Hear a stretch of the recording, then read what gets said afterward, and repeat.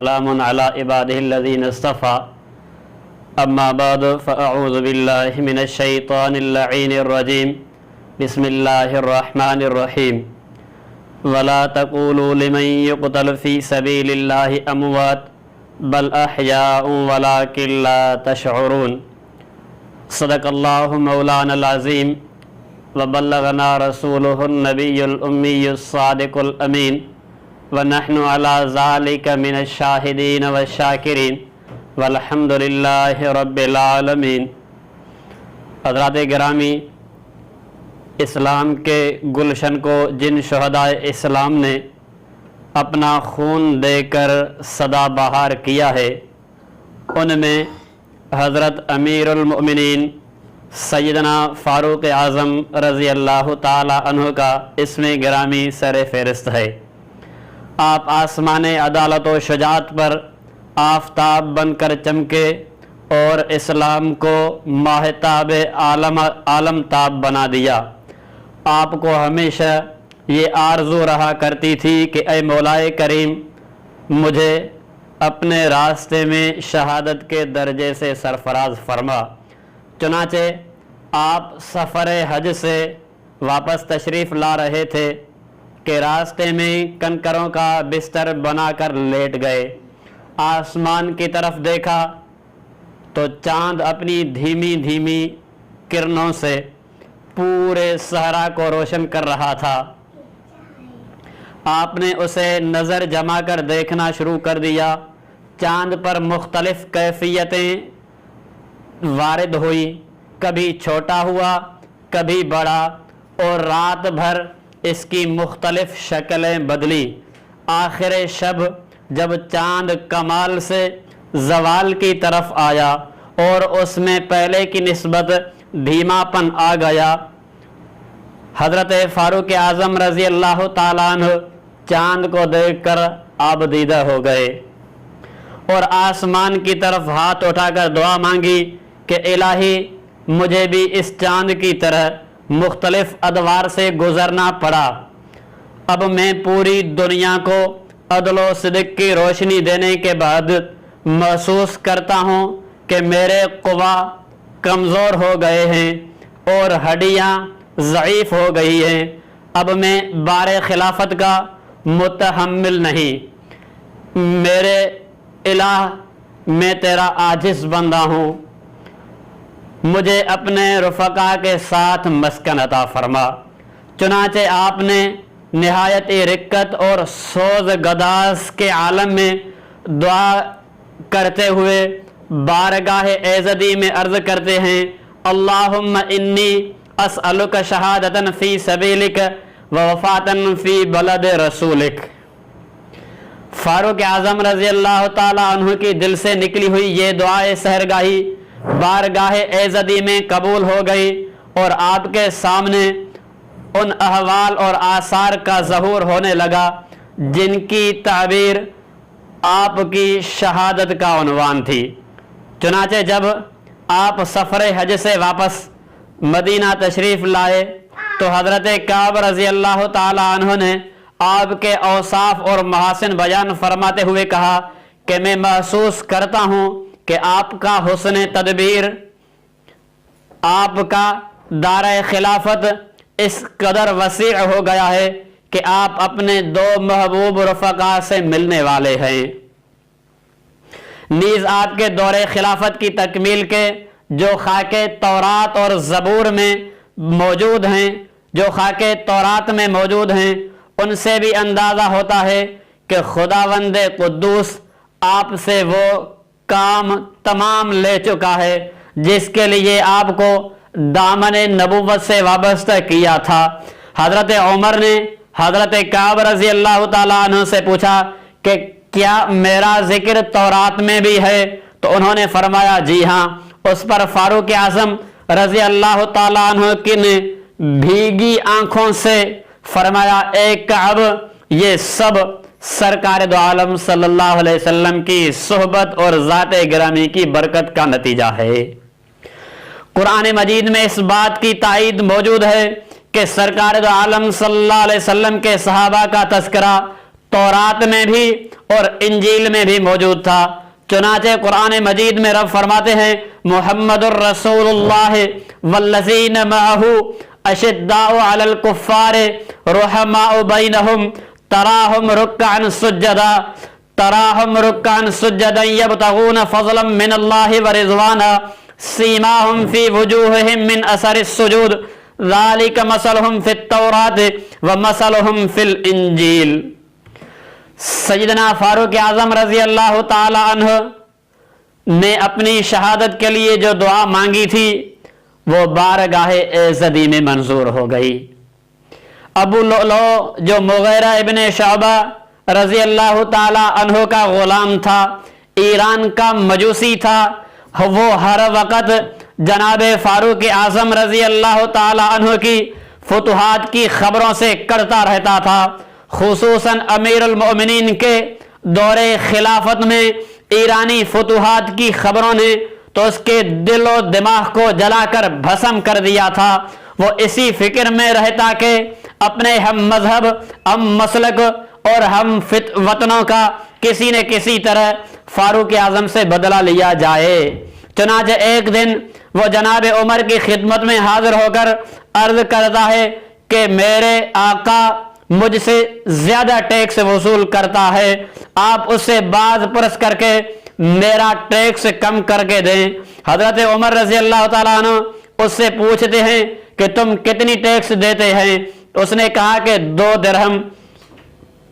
جناب عمر نے فرمایا یہ تو کوئی زیادہ نہیں ہے، تمہارے فن اور کاریگری کے لحاظ سے اتنا ٹیکس کوئی گراں بار نہیں، اسی لیے مغیرہ ابن شعبہ کو اس سے کم کرنے پر مجبور نہیں کیا جا سکتا۔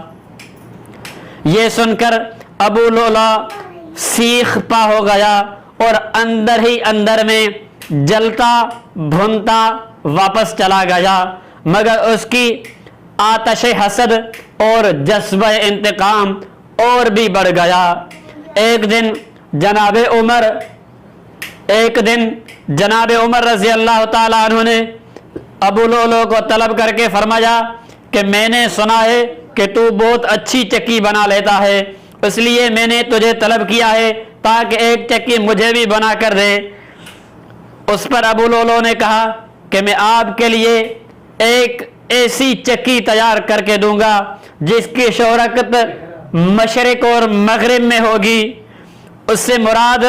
یہ تھی کہ میں اپنی تلوار کی کاٹ سے آپ کے تن بدن کو ٹکڑے ٹکڑے کر دوں گا، اور یہ واقعہ مشرق و مغرب میں شہرت حاصل کرے گا، کیونکہ فاروق اعظم کا قتل کوئی معمولی واقعہ نہیں ہوگا بلکہ ایک عالم اس سے حیران و ششدر ہو جائے گا۔ سیدنا فاروق اعظم رضی اللہ تعالیٰ عنہ اس کی دھمکی کو اپنی بصیرت سے بھانپ گئے اور اپنے رفقا سے فرمایا کہ اس غلام نے مجھے قتل کی دھمکی دی ہے۔ سیدنا فاروق اعظم رضی اللہ تعالیٰ عنہ خود نماز پڑھایا کرتے تھے۔ اس سے معلوم ہوا کہ اسلامی ریاست کے سربراہ کے لیے امامت اور خطابت کا سر انجام دینا بھی اتنا ہی اہم ہے جتنا اسلامی مملکت کے دوسرے امور کی طرف توجہ دینا اہم ہے۔ آخر وہ دن آ پہنچا، آپ نماز پڑھانے کے لیے تشریف لائے، مکبر نے تکبیر کہی اور آپ نے حسب معمول صفیں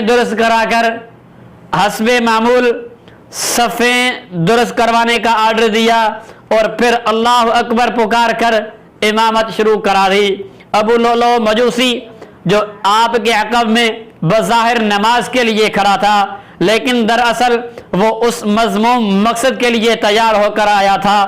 کہ فاروق اعظم جو ہی نماز شروع کرائیں گے پیچھے سے خنجر کے پہ در پہ وار کر کے آپ کو شہید کر دیا جائے۔ اسی مقصد کے لیے وہ زہر میں بجھا ہوا تیزدار خنجر بھی اپنی ازار بند میں چھپا کر لایا ہوا تھا۔ سیدنا فاروق اعظم رضی اللہ تعالیٰ عنہ نے تکبیر کے بعد قرات شروع فرمائی تو ابو لؤلؤ بدبخت نے خنجر سے فوراً حملہ کر دیا، اور یہ حملہ اس تیزی سے کیا کہ چند منٹوں میں فاروق اعظم زخمی ہو کر مسلح گر پڑے اور مسلح پر خون میں لت پت ہو کر تڑپنے لگے۔ حضرت فاروق اعظم رضی اللہ تعالیٰ عنہ زخمی ہو کر گرتے وقت بھی فوراً حضرت عبد الرحمن ابن عوف کا بازو پکڑ کر مصلی پر امامت کے لیے کھڑا کیا اور اشارے سے نماز مکمل کرنے کا حکم دیا۔ حضرت عبد الرحمن نے امیر المومنین کے تڑپتے ہوئے جسم اطہر کو دیکھنے کے باوجود بھی اللہ تعالیٰ کی نماز اور نیاز کو پورا کرنا ضروری سمجھا، کیونکہ زندگی کیا ہے، راہ محبوب میں جان دینا ہی تو زندگی ہے۔ پہلی محرم کو مصلی پر تڑپتے ہوئے نماز کو مکمل کرانے والے فاروق اعظم رضی اللہ تعالیٰ عنہ مدینہ یونیورسٹی کے اول پرنسپل تھے، جنہوں نے خون میں نہا کر نماز ادا کرنے کا سلیقہ اور طریقہ بتایا، اور سیدنا حسین ابن علی رضی اللہ تعالیٰ عنہ اسی مدینہ یونیورسٹی کے طالب علم تھے، جنہوں نے سیدنا فاروق اعظم کے تڑپتے ہوئے جسم اور ادائے عاشقانہ سے نماز پڑھنا سیکھا، اور اسے 10 محرم کو میدان کربلا میں اپنے عمل سے ادا کر کے دنیا کو دکھا دیا کہ نہ مسجد میں، نہ مندر میں، نہ بیت اللہ کی دیواروں کے سائے میں نماز عشق ادا ہوتی ہے، تلواروں کے سائے میں۔ حسین ابن علی کی نماز نمونہ تھی اس نماز کا جو اس نے اپنے مقتدا، اپنے پیشوا سیدنا فاروق اعظم سے سیکھا تھا۔ امام عاشقان سیدنا فاروق اعظم رضی اللہ تعالیٰ عنہ نے یکم محرم کو جس نماز کی ابتدا کی تھی، حضرت حسین ابن علی نے 10 محرم کو خون میں نہا کر اسی نماز اور ان سجدوں کی تکمیل کر دی۔ اس لیے عشق فاروق اور عشق حسین کے اس حسین امتزاج کو ایک آنکھ سے دیکھ کر نماز عشق و محبت کا فیصلہ کرنا چاہیے۔ جس مدینہ یونیورسٹی کے شعبہ شہادت کے فاروق اعظم صدر تھے، حسین ابن علی اسی یونیورسٹی کے شعبہ شہادت کا نونہال اور بے مثال سپاہی اور جرنیل تھا۔ حضرت عبد الرحمن ابن عوف رضی اللہ تعالیٰ عنہ نے نماز پڑھائی۔ جو ہی نماز پوری ہوئی، صحابہ کرام رضوان اللہ علیہ مجمعین تڑپ گئے، پوری مسجد نبوی میں کوہرام بپا ہو گیا۔ صحابہ کرام پر ایک اضطراب کی کیفیت طاری ہو گئی کہ یا خدا اب کیا ہوگا، اسلام کا بے مثال اور بہادر جرنیل اگر اسی طرح دنیا سے رخصت ہو گیا تو اسلام کا کیا ہوگا، کیونکہ اسلام کی عمر بھی تو عمر سے بڑی تھی اور 4 دانگ عالم میں اس کی بہاریں چھا گئی۔ صحابہ کرام رضوان اللہ علیہ مجمعین حضرت عمر کے گرد محراب کے قریب جمع ہو گئے۔ ہر کسی کی زبان پر یہی الفاظ تھے کہ اللہ عمر کو صحت دے، عافیت دے، اسی حالت میں آپ کو بیت خلافت میں لے جایا جاتا ہے اور آپ کی زندگی کو بچانے کے لیے ہر تدبیر کی جاتی ہے۔ جناب عمر کے علاج کے لیے مدینے کے مشہور طبیب کو بلایا گیا، انہوں نے دوا پلائی، مگر آپ کے ان زخموں کے راستے سے وہ دوا نکل گئی جو خنجر کے مسلسل واروں کی وجہ سے آپ کے جسم اطہر میں موجود تھے۔ حضرت عمر نے فرمایا کہ مجھے اب دوا کی ضرورت نہیں، کیونکہ دوا اب اپنا اثر کھو چکی ہے، مجھے میرے خدا کے سپرد کر دو، مجھے بتلاؤ میرا قاتل کون ہے۔ صحابہ نے عرض کیا کہ اے امیر المومنین، آپ کا قاتل ایک مجوسی غلام ہے۔ آپ نے یہ سن کر فرمایا اللہ کا شکر ہے کہ میرے خون سے کسی مسلمان کے ہاتھ رنگین نہیں ہوئے۔ معلوم ہوتا ہے کہ اب دوا کا وقت ختم ہو چکا ہے اور دعا کا وقت شروع ہو گیا تھا، کیونکہ حضرت عمر رضی اللہ تعالیٰ عنہ نے دعا مانگی تھی کہ اللہم انی اسألک شہادتا فی سبیلک و وفاتا فی بلد رسولک۔ دعا کی تاثیر ختم اور دعا کی تاثیر شروع۔ حضرت عبداللہ ابن عمر جو آپ کے فرزند ارجمند تھے، ان سے فرمایا کہ بیٹا تم اپنی روحانی ماں سیدہ عائشہ صدیقہ طیبہ طاہرہ رضی اللہ تعالی عنہا کے در دولت پر جاؤ، اس عفیفہ کائنات سے عمر کا سلام عرض کر کے درخواست کرنا کہ حضرت محمد الرسول اللہ صلی اللہ علیہ وسلم کے پہلو میں دفن ہونے کے لیے چند ہاتھ زمین مجھے مرحمت فرما دی جائے تو اس کا احسان مند رہوں گا۔ اگر سیدہ مجھے اس دولت سے مالا مال فرما دیں تو یہ میری زندگی کا وہ سرمایہ ہوگا جو کسی عرشی اور فرشی کو بھی نہیں ملا ہوگا، مجھے اس پر فخر ہوگا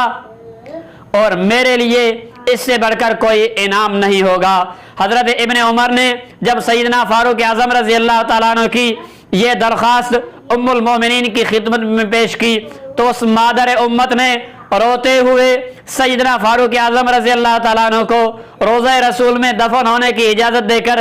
جنت میں سونے کی ہمیشہ ہمیشہ کے لیے اجازت دے دی۔ آخر سیدہ طاہرہ عائشہ صدیقہ حضرت عمر رضی اللہ تعالیٰ عنہ کی اس تائید کو کیسے فراموش کر سکتی تھی؟ اس وقت جب کہ سارا عالم ان کے لیے غم و اندوہ کا ایک طوفان دکھائی دے رہا تھا، اس گھٹا ٹوپ غم کے اندھیرے میں اگر کسی نے روشنی کا چراغ جلاتے ہوئے سیدہ کی طہارت اور تقدیس کا اعلان فرمایا تو وہ صرف اور صرف حضرت عمر رضی اللہ تعالیٰ عنہ تھے۔ آپ نے برملا فرمایا تھا کہ یا رسول اللہ آپ پاک ہیں، خداوند قدوس آپ کو ناپاک بیوی نہیں دے سکتا، اس لیے میں برملا کہتا ہوں کہ تیری عائشہ پاک ہے اور ان پر الزام ناپاک ذہنیوں کا شاخسانہ ہے۔ انہوں نے آپ کی صفائی میں یہ جملہ فرمایا سبحانک ھذا بہتان عظیم، عرش اعظم سے بھی نکلا تھا، عرش اعظم سے بھی فاروق اعظم کی تائید کی گئی اور جو جملہ فاروق اعظم کی زبان مبارک سے فرش پر نکلا تھا وہی فرمان الہی کی صورت میں عرش سے جاری کر دیا گیا سبحانک ھذا بہتان عظیم۔ حضرت ابن عمر رضی اللہ تعالیٰ عنہ واپس پہنچ کر